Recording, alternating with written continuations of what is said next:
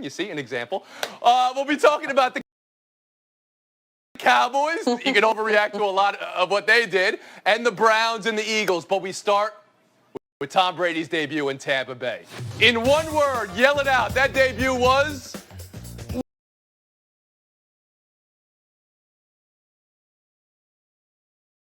Winstonian. Jamesian.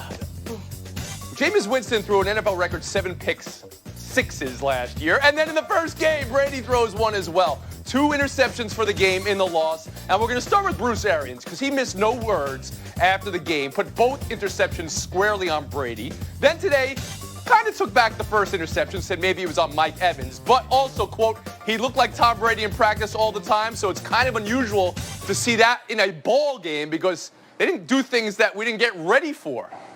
Bruce Arians, it's Overreaction Monday. Are you guys overreacting, or is Bruce Arians overreacting? L. Duncan, what was Tom Brady's major malfunction?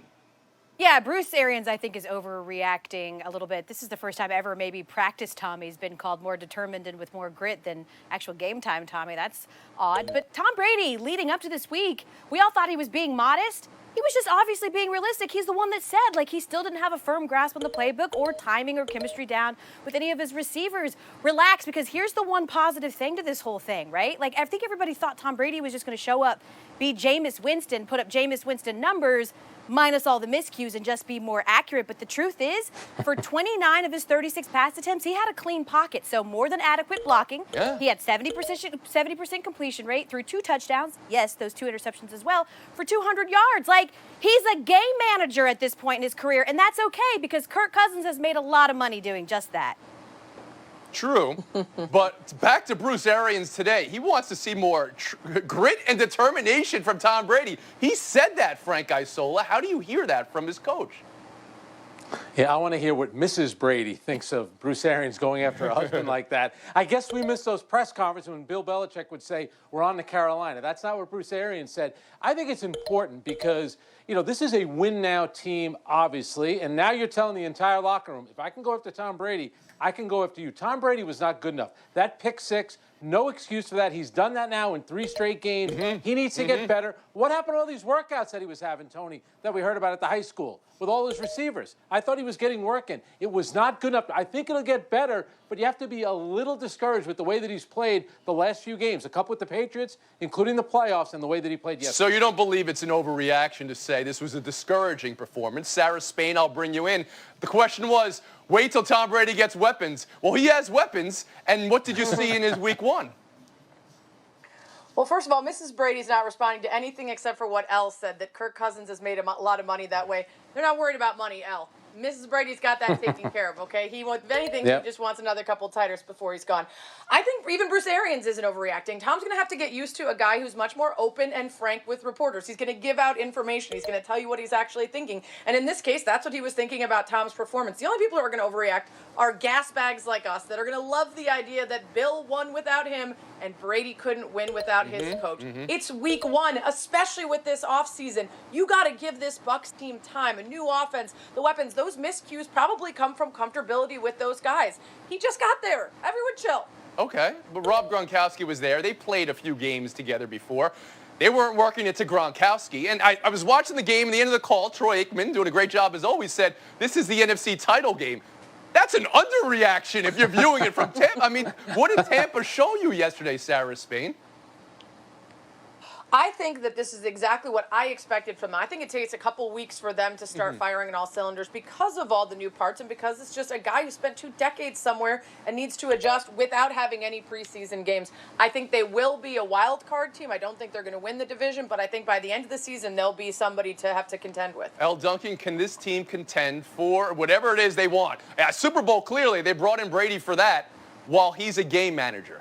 They can, unless, of course, happens yesterday and continues to happen, which is the running game let them down. That's what Ronald Jones can't have 66 yards. Tom Brady doesn't have it anymore to be a one-dimensional offense and do what they expect him to do and lead them to a Super Bowl. That run game has got to step up, and they did not yesterday. Wow. Is that what you would have said last year if a quarterback on Tampa Bay threw a pick 6? Spoiler alert, he did 7 times, and they lost the game? No, everybody would have blamed Jameis Winston. Last word, Frank Isola. Well, you know, we all make fun of, or some people do, make fun of the Patriot way. The Buccaneers had 9 penalties for 103 yards. That's an undisciplined team. So Tom Brady, maybe he's known with the warm weather, he's not in New England anymore. After that first game, he now knows that he's got to be better. The entire team needs to be better, have a chance. We'll get to the Patriot way, although it's a new Patriot way now in a bit. I want to talk about Sunday night, last night's game, L.A. and Dallas, and this one play. This one play changes the whole game. I want to know what you're calling here. Offensive pass interference. There was 31 seconds left in the 3-point game. That would have put Dallas in field goal range to tie. A couple chances in the end zone to win. Gallup with the offensive pass interference, effectively ending the game. Rams 20, Cowboys 17. Frank, is that offensive pass interference? You know, to me, Tony, that looks like standard wide receiver, defensive back, jostling for position on that one. You know, I give the referee, Tony Correnti, credit. He came out and said after the game, it's clear and obvious. I'm not buying that. I don't think it was clear and obvious. That, to me, first of all, he kind of pushes off with the back of his hand. How much can you really push off and create that separation? He was already separated enough. Probably would have caught the ball anyway. I did not like that call. Okay. I thought Jalen Ramsey did a pretty good job selling it as well. But did you give Correnti credit for coming out and saying it, and you disagreed with it? Okay. L. Duncan, you were shaking your head no. No, I don't. I mean, I think it was offensive pass interference. I just disagree with Frank in that, like, I don't think that it was, you know, as cut and dry and clearly a miscue. Like, you cannot extend your arm. Michael Gallup made a mistake there. I'm sorry. You cannot extend your arm and put it on the shoulder of the defender. It was a mistake because it was unnecessary. He had Jalen Ramsey, one of the best shutdown corners in the league, beat.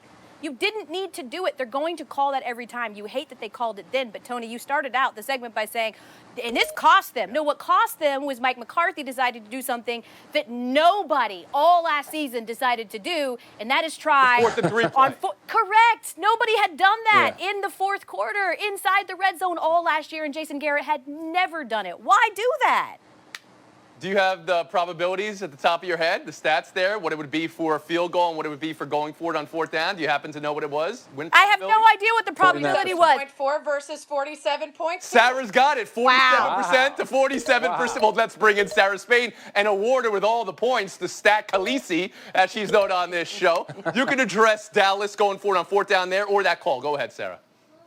I'm going to address both of them because I just gave Elle so many looks during that segment. Okay. She didn't see.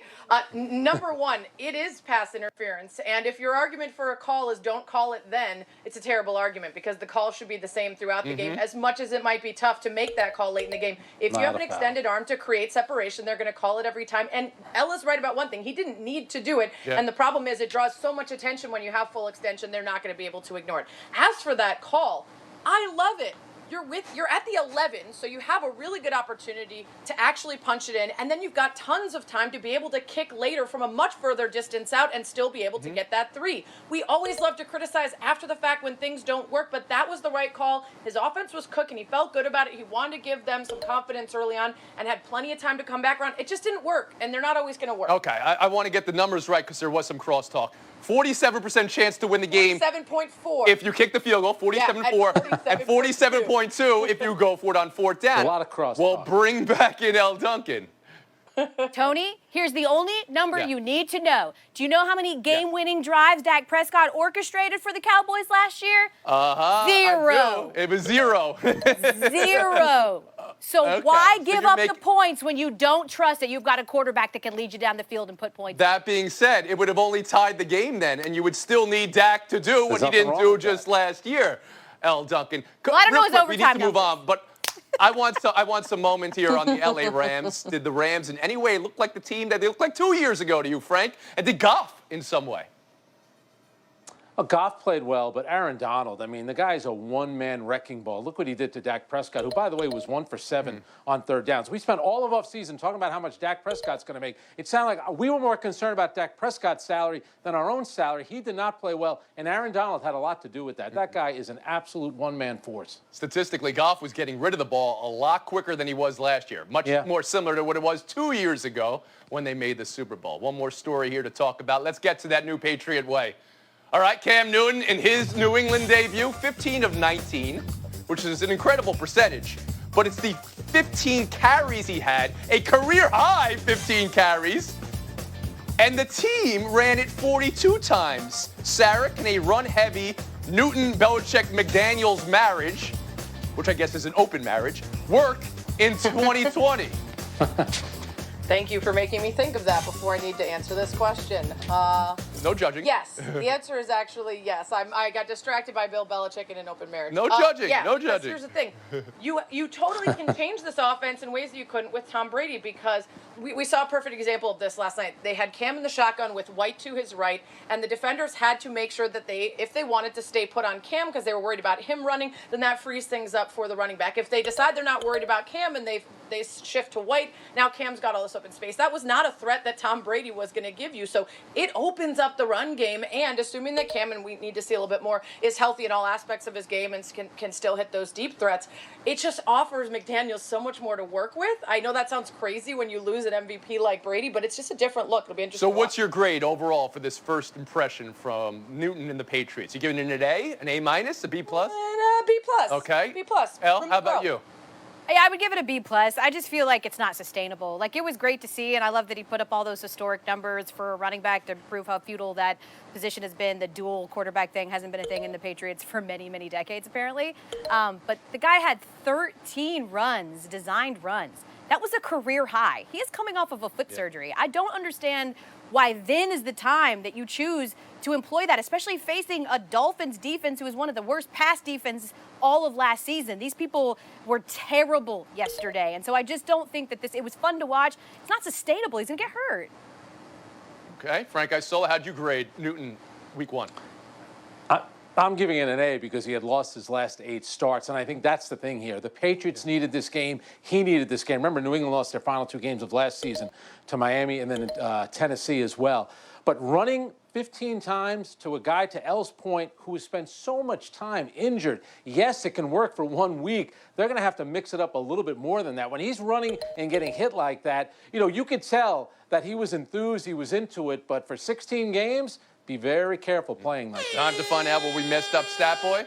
Well, it was me. Stat Boy messed it up. It's second most of Cam Newton's career, 15 runs. He once went above that number. All right, taking a break right here. Pete Carroll, a revolutionary idea. Let Russ throw the ball. And the sneakiest, most dangerous team in the NFL this year, the Arizona Cardinals. Stick around. Welcome to Cincinnati, Joe Burrow. His touchdown run was a designed play, and it was beautiful. His turnover in the fourth was not designed. It was not beautiful. And his 2-minute drill put the Bengals in position to win it until the OPI on A.J. Green, and in position to tie it until the missed field goal. Chargers 16, Bengals 13. For the game, Burrow 23 for 36, 193 yards, 46 rushing, and a pick. Sarah, what's the takeaway from Joe Burrow's debut? As they were trying to get that 2-minute drill done, I said, whatever happens in the next few seconds, I'm just so happy for Bengals fans. They know they got a real one here. As someone who's been looking for a quarterback, they can be excited about the future. And I didn't mean for it to end on his gimme kick. That's not really what I was expecting. But then they showed him looking up at the scoreboard with this look, and I was like, you know what it's like to be in the pros now, kid. You got this out of the way, and hopefully it'll just be excitement going forward of what can happen going forward. Frank Isola? Yeah, I hated the interception. I hated the call on A.J. Green, but Sarah and Elle are going to tell me it's the letter of the law. I don't like that call at all. But to his credit, he did drive them down. I also like the fact that he was disappointed after the game. Here's a guy, all he did at LSU was win. Disappointed in the way that he played, disappointed in the result. That's a good sign. Right. At LSU, he never threw a pass that looked like that interception in the fourth quarter his entire season last year. Wait, so you don't think that was offensive pass interference on A.J. Green? Man, I got to have Frank rep in some of my flag football games. This is incredible. No flags whatsoever. Elle, do you believe that was OPI on Green? It was 100% OPI. I didn't want it to be as such. I wanted to have that great storyline, and well, A.J. Green's a former dog, so no, I didn't want it to be. It was absolutely textbook. He pushed off. Like, you can't do that. But the Bengals should feel good about Joe Burrow, because you know what?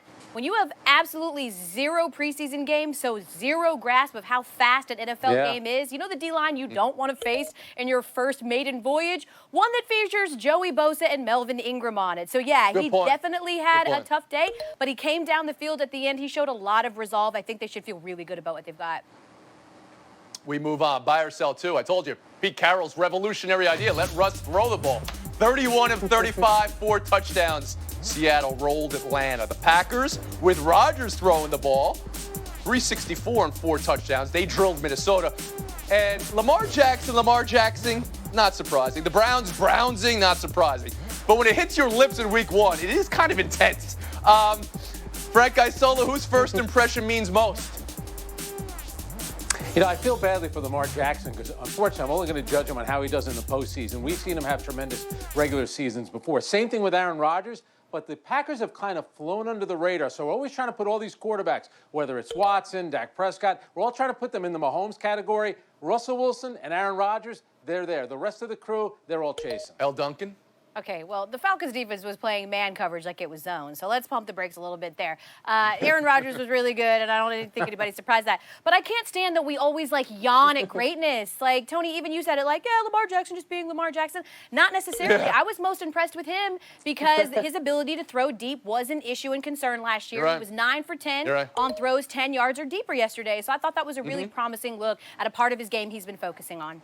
Statistically, it was 80% completion, and it was 11 yards per attempt. You're right. That's not just Lamar Jackson. It was the Browns. Sarah Spain, you want to join in here? Yeah.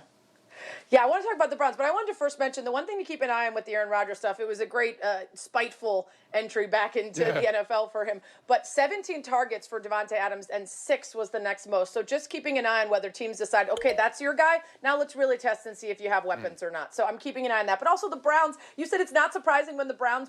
That's so sad, though. They get a new coach. You got Baker Mayfield that you feel like, okay, let's see that accuracy we used to get into. All these weapons. I still have a hope, and they keep letting me down. What's going on? And they let you down so quickly. You know, it's like gradually and suddenly. Yeah. It's the first drive, and it's a turnover. We'll move on. You talking about targets. You like the number of targets that Rodgers and Devontae had. How about Kyler Murray and DeAndre Hopkins? Their first game together? Sure, throw him 19 times. That looks like there might be something there. Arizona played from behind all game, but Murray with his feet taking the lead late, and then Garoppolo not being able to get over Peterson's helmet for the game winner. Another Super Bowl loser opening a season 0-1. L. Duncan, just one result in the NFC West or something more?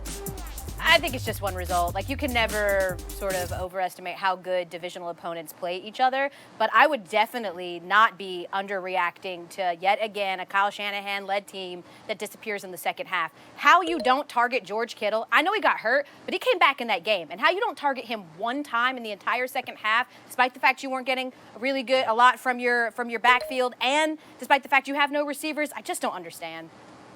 All right, so you're not willing to call it overreaction Monday, but you said not underreaction Monday in your answer. It's not underreaction. Sarah Spain? I'm going to go with also level-headed and even-keeled reaction on this. It was exciting. I am so pumped to see a guy with the athleticism and the feet of Kyler Murray paired up with a guy like DeAndre Hopkins who's so explosive. I think it's going to be super fun. I think they're going to be in it. But again, I think that's a really tough division, and I don't know if they're quite ready to take that next step to being a playoff They just beat the team that made the Super Bowl last year. Frank, was this more about Arizona or San Francisco? Well, I hated the play calling from San Francisco late in the game, but I'm trying to butter up to you, so I'm going to jump on the Arizona bandwagon as well. When you have two receivers like Hopkins and Fitzgerald, that's pretty darn good. Two good guys to surround a young quarterback with, absolutely. Oh, man, you're telling me you're buttering up to me. That'll get you everywhere. I mean, come on now. Kyler Murray, how could you not be in love with him in his second year? That was enough to pass Sarah Spain in the right lane, Frank Isola. Their 16-point lead in Game 5. It was under cover of Celtics-Raptors Game 7.